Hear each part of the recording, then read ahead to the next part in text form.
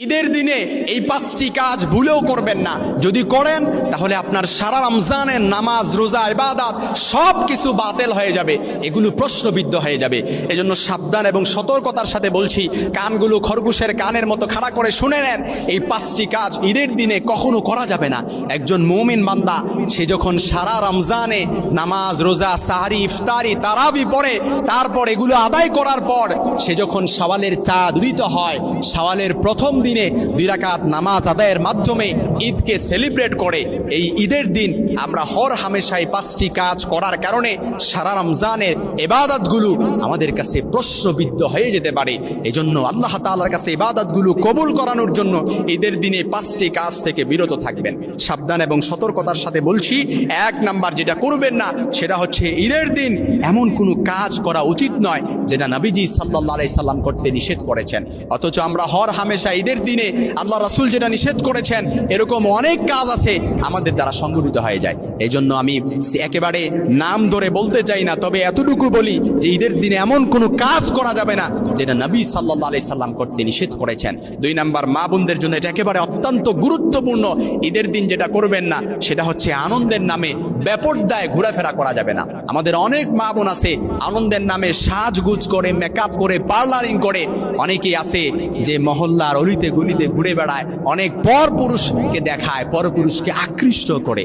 এজন্য মা বোনদের জন্য শুনতে খারাপ লাগলেও এটাই সত্যি, ঈদের দিনে এমন কোনো কাজ করা যাবে না যেই কাজটা করার কারণে পর পুরুষ আপনার দিকে আকৃষ্ট হয়, লোলভ দৃষ্টিতে তাকায়। এজন্য আমার মা বোনেরা এমন অনেক আছে ইবাদত প্রিয়, সারা রমজান মাসে একটা রোজাও ভাঙে নাই, একটা রোজাও ছেড়ে দেয় নাই, নামাজ, রোজা, ইবাদত সব কিছু পুঙ্খানুপুঙ্খভাবে আদায় করার চেষ্টা করেছে, কিন্তু ঈদের দিন বেপরদায় ঘোরাফেরার করার কারণে তার আমলনামায় অটোমেটিক্যালি গুনাহ পুষতেই থাকে।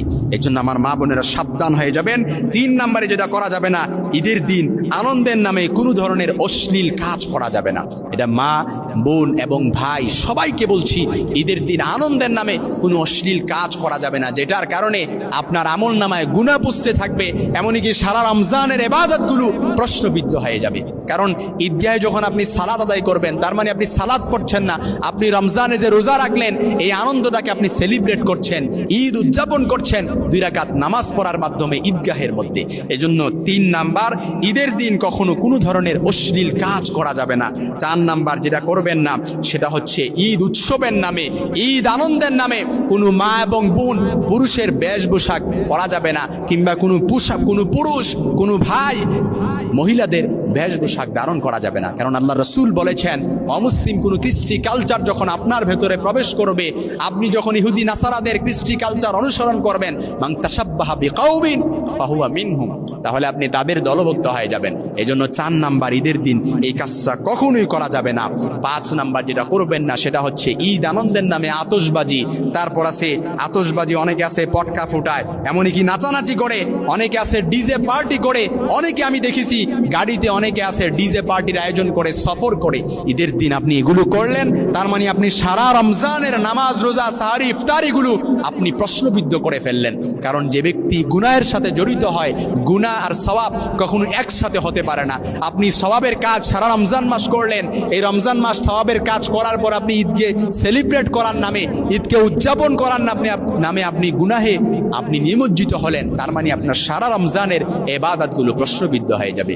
এজন্য মা বোন এবং ভাই যারা আছেন সবাইকে বলছি, ঈদের দিনে 5টি কাজ কখনো করা যাবে না। যদি এই কাজগুলো থেকে বিরত থাকতে পারেন তাহলে আল্লাহ তাআলা আপনার ইবাদতগুলো, আপনার নামাজ, সাহরি, ইফতারি, তারাবি সব কিছু আল্লাহ তাআলা কবুল করে নেবেন। আর যদি এই কাজগুলোকে আপনি আনন্দের নামে, উদযাপনের নামে, সেলিব্রেট করার নামে আপনি যদি এই কাজে, গুনাহের কাজে নিমজ্জিত হন, তাহলে অনায়াসে বলা যেতে পারে এই সব ইবাদতগুলো আপনার প্রশ্নবিদ্ধ হয়ে যাবে।